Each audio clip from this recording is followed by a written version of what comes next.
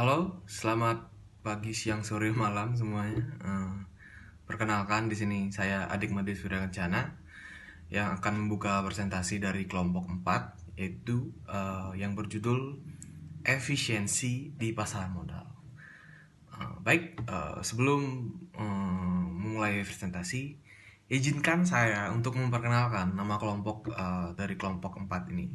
Pertama ada saya sendiri yaitu Adik Madisura Kencana Sweta dengan NPM akhir 086, ada Kurotul Uyun NPM akhir dengan 083, ada Kade Agus Talaksana NPM akhir 084, ada Nimade Ria Egi Lestari dengan NPM akhir 085, dan Iwayan Purnaman Siladitya dengan NPM akhir 087. Baik, kita ke materi yang saya jelaskan di sini adalah pengertian efisiensi pasar modal. Apa sih efisiensi pasar modal? Apa sih pasar yang efisien itu? Jadi pasar yang efisien adalah pasar di mana semua harga sekuritas yang diperdagangkan telah mencerminkan semua informasi yang tersedia. Informasi tersebut dapat berupa laporan laba perusahaan, pembagian dividen, stock split, laporan dari analisis pasar modal. Konsep pasar modal yang efisien tersebut menyiratkan adanya suatu proses penyesuaian harga sekuritas menuju ke harga keseimbangan yang baru sebagai. Baik, di sini saya akan mempresentasikan tentang faktor yang diduga mampu mempengaruhi efisiensi pasar modal. Yang pertama itu ada tingkat persaingan antar analis sekuritas di pasar modal. Yang kedua ada jumlah analis yang melakukan penilaian terhadap sekuritas-sekuritas di pasar modal. Yang ketiga ada kuantitas dan kualitas informasi yang diterbitkan oleh emiten. Dan selanjutnya ada kategori pasar yang efisien. Yang pertama itu ada efisiensi pasar berdasarkan nilai intrinsik sekuritas. Pasar yang efisien menurut konsep ini dapat didefinisikan sebagai pasar yang nilai-nilai sekuritasnya tidak menyimpang dari nilai-nilai intrinsiknya. Hal ini bermula karena banyak sekuritas yang dinilai kurang benar, sehingga menyimpang dari nilai intrinsik atau nilai fundamentalnya. Selanjutnya ada efisiensi pasar berdasarkan akurasi dan ekspektasi harga. Dalam hal ini, pendapat Fama 1976 menyatakan bahwa suatu pasar sekuritas dikatakan efisien jika harga-harga sekuritas mencerminkan secara penuh informasi yang tersedia. Selanjutnya ada efisiensi pasar berdasarkan distribusi informasi. Beaver 1989 memberikan definisi efisiensi pasar yang didasarkan pada distribusi informasi sebagai berikut.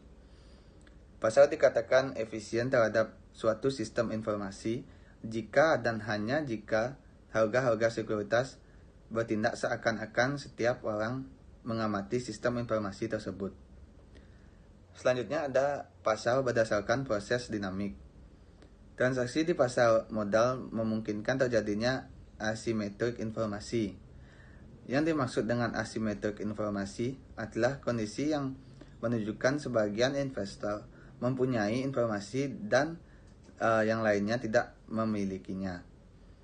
Dengan adanya asimetrik informasi ini menyebabkan emiten yang benar-benar menawarkan sekuritas yang berkualitas akan dinilai rendah oleh investor. Terima kasih. Perkenalkan, nama saya Nimade Ria Egi Lestari, NPM 2020-32-12-2085. Di sini saya akan mempresentasikan tentang terbentuknya pasar finansial. Yang pertama ada alasan yang menyebabkan pasar menjadi efisien. Investor adalah penerima harga atau price taker, yang berarti bahwa sebagai pelaku pasar, investor seorang diri tidak dapat mempengaruhi harga dari suatu sekuritas. Informasi tersedia secara luas kepada semua pelaku pasar pada saat yang bersamaan dan harga untuk memperoleh informasi tersebut murah. Informasi dihasilkan secara acak atau random. Yang kedua ada alasan yang menyebabkan pasar menjadi tidak efisien. Terdapat sejumlah kecil pelaku pasar yang dapat mempengaruhi harga dari sekuritas. Harga dari informasi adalah mahal dan terdapat akses yang tidak seragam antara pelaku yang satu dengan yang lainnya terhadap suatu informasi yang sama. Selanjutnya ada return dari reksadana. Reksadana merupakan portofolio yang dibentuk oleh perusahaan reksadana dan dijual kembali kepada masyarakat dalam bentuk unit penyertaan. Salah satu tujuannya adalah untuk meminimumkan risiko tidak sistematik dan untuk menghasilkan return yang lebih tinggi. Jika reksadana dapat menghasilkan return yang lebih tinggi, yang tidak normal, hal ini bertentangan dengan hipotesis pasar efisien. Jika memang hal ini terjadi, yaitu reksadana dapat memperoleh abnormal return yang berlebihan. Kemungkinan manajer reksadana mendapatkan informasi privat yang tidak dipublikasikan. Sekian presentasi dari saya. Presentasi selanjutnya akan dilanjutkan oleh teman saya. Terima kasih. Perkenalkan, nama saya Iwayan Purwantila Ditya, MPM 2020 321222087. Saya akan menjelaskan lembaga keuangan dalam efisiensi pasar modal. Lembaga keuangan adalah badan usaha yang kekayaannya terutama dalam bentuk aset keuangan, artinya finansial aset atau tagihan klaim dibandingkan aset non-finansial atau aset real, artinya non-finansial aset. Lembaga keuangan merupakan bagian dari sistem keuangan dalam perekonomian modern yang melayani masyarakat pemakai jasa keuangan. Lembaga keuangan ini menyediakan jasa sebagai perantara antara pemilik modal dan pasar utang yang bertanggung jawab dalam menyediakan penyaluran dana dari investor kepada perusahaan yang membutuhkan dana tersebut. Contoh dari lembaga keuangan adalah bank, manajemen investasi, hedge fund, reksadana, kredit, bank investasi, pegadaian. Sumber dana perusahaan, sumber internal.